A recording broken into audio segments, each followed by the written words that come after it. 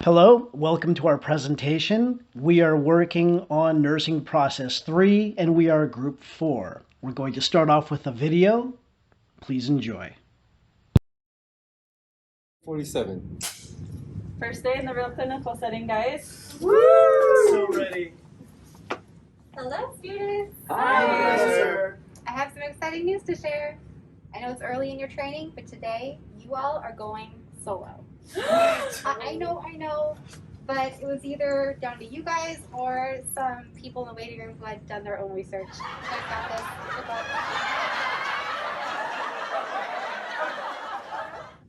And well, Thank you. Thank you. Okay, let's do this. First patient, finally got her charts. Okay, so looks like her name is Miss M. She's age 85, was admitted this morning to our floor. Patient presents with nausea, chest pain, and fatigue. Looks like her vitals were just taken. We have a temperature of 98.7, pulse of 100, respiratory rate of 12 breaths per minute, and a BP of 185/95. Noted. Patient is alert and oriented to person, place, and time. All pulse is regular and no leg swelling. Her chest is clear to auscultation and percussion, normal S1 and S2, but rhythm is rapid and slightly irregular. Also, blood work from this morning indicates elevated cholesterol at 250, but thyroid levels and x-ray were normal. Also, guys, we should note her history of hypolipidemia and hypothyroid. Also, meds. She's reporting to take Lipitor at 10 milligrams and levothyroxine at 0.15 milligrams every day. Also, she's been seeing a Chinese herbalist since her symptoms started, and she's been taking a special herb that she can't seem to recall the name of. So what do you think for lunch? Some Chipotle? Yeah, Yes. I'm in so much pain. I feel like there's an elephant on my lower chest. Okay. On a scale from 0 to 10, 0 being no pain and 10 being the worst, how would you rate your pain? I would say it's a 7, but the pain comes and goes. I feel like it's like an elephant in my chest, like I said. I took my Lanta. It helped before, but it's not helping anymore. My poor wife. We think she might be stressed and spread too thin. Honestly, honey, from all our time at church and Sunday school teaching and worrying about those robberies in the neighborhood, from planning trips on the East Coast to go see our kids. Let's pause. What we have here is a patient with unstable conditions and unstable vital signs. Let's skip to the next slide and see how we're going to treat Mrs. M. As the video clip just revealed, Mrs. M is very ill. After observing her very closely, we've determined the appropriate nursing diagnosis as the following: tissue perfusion, ineffective, cardiopulmonary related to endothelial dysfunction as evidenced by chest pain and high blood pressure. Now moving on to further elaborate on this diagnosis. This is our concept map, which further describes the course of action that will be taken in order to help Mrs. M get better. Now let's hear more about the goals for Mrs. M. Now moving on to our goals for Mrs. M's treatment, we decided the short-term goal should be to increase her cardiopulmonary tissue perfusion within 8 hours of intervention using a systolic blood pressure lower than 130 and a decrease in pain to a tolerable level as evidence that interventions are effective. The interventions we decided would be the most appropriate for achieving this goal were to conduct a pain assessment so as to establish a baseline for tolerable cardiac pain, to monitor her blood pressure every hour, again using this as a measure of tissue perfusion and myocardial workload, and lastly, to administer nitroglycerin as ordered by a doctor. Nitroglycerin is a vasodilator, so it would aid her tissue perfusion by opening up those blood vessels to increase blood flow back to the heart. The long-term treatment plan. Long-term goal. The patient will have sustained effective tissue perfusion cardiopulmonary by discharge as evidenced by sustained blood pressure and absence of cardiac pain. Interventions. 1. Reassess cardiac pain every 4 hours or as needed. Rationale. Ongoing evaluation for pain control and as a measure of improved tissue perfusion. 2. Reassess BP every hour. Rationale. Maintain BP within acceptable parameters because it is a measure of adequate tissue perfusion. 3. Instruct patient to remain on bed rest. Rationale. To promote tissue perfusion by decreasing the myocardial workload. evaluations. Were the goals met? Short-term goal evaluation.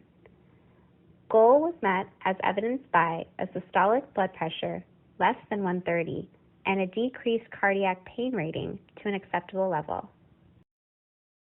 Long-term goal evaluation. Goal was met as evidenced by sustaining blood pressure within normal range and absence of cardiac pain. Now let's hear more about the theorist. Hello everyone, this is Dorothea Orium. Dorothea Orium formulated a general theory known as the self-care deficit theory of nursing, which she broadly defines as the act of assisting others in the provision and management of self-care to maintain and improve human functioning at home level of effectiveness.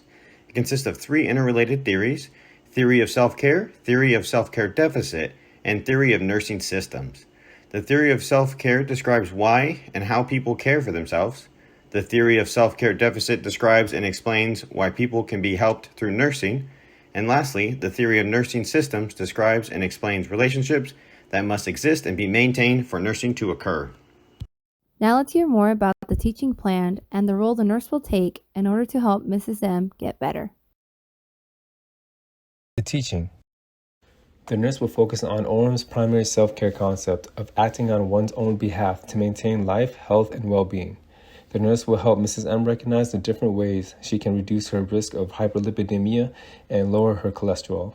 For example, a 20-minute walk 4 to 6 days a week and consuming less fatty foods can reduce cholesterol levels and decrease the risk of stroke and heart attacks.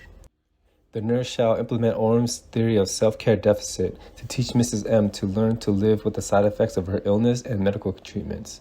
This will be done going through her medications and making sure she understands the appropriate dosage per day, as well as the side effects that are associated with her medications. The nurse shall help Mrs. M identify when the appropriate time is to seek medical attention, for instance, whenever she is concerned for her health or when she is experiencing the signs and symptoms of a stroke or heart attack.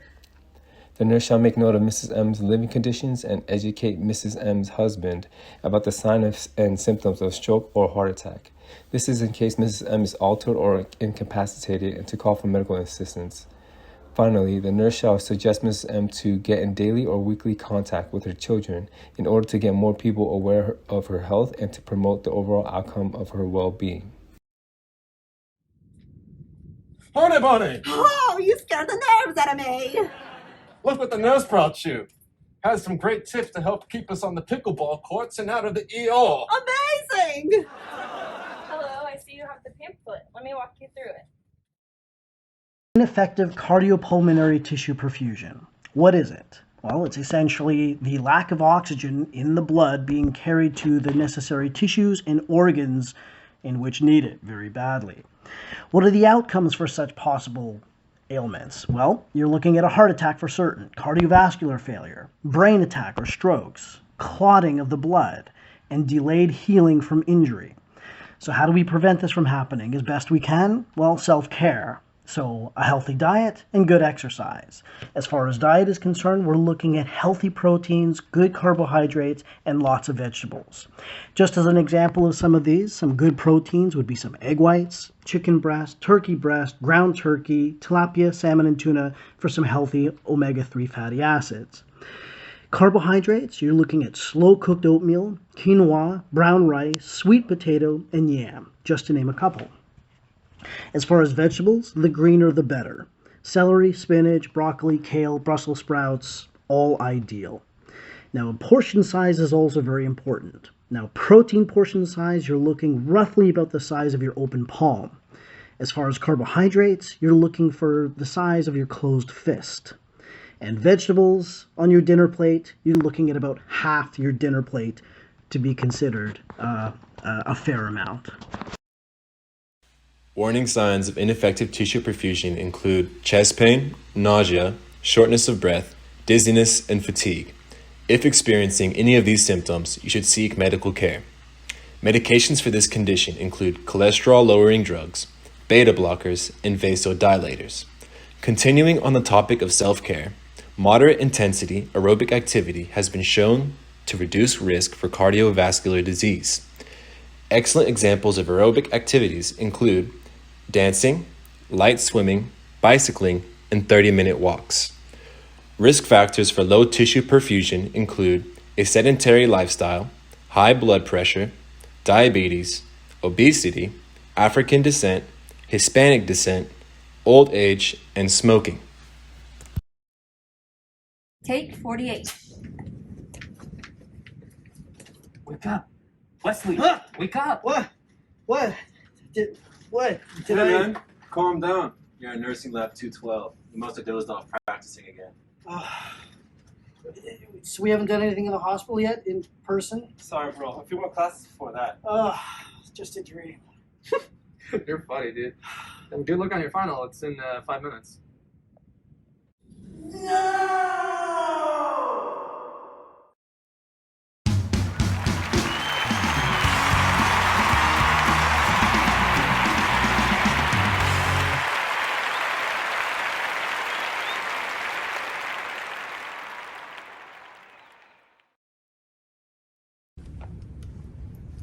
The case study.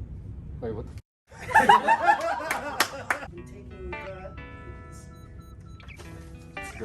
So what do you think for last one? Chipotle? Oh, I guess that was my line. Honey bunny! Ah, you scared us.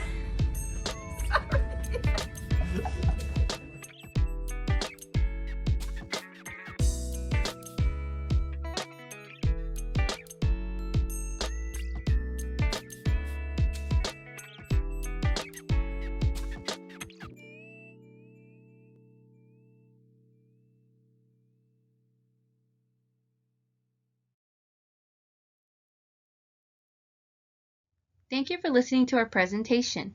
Any questions?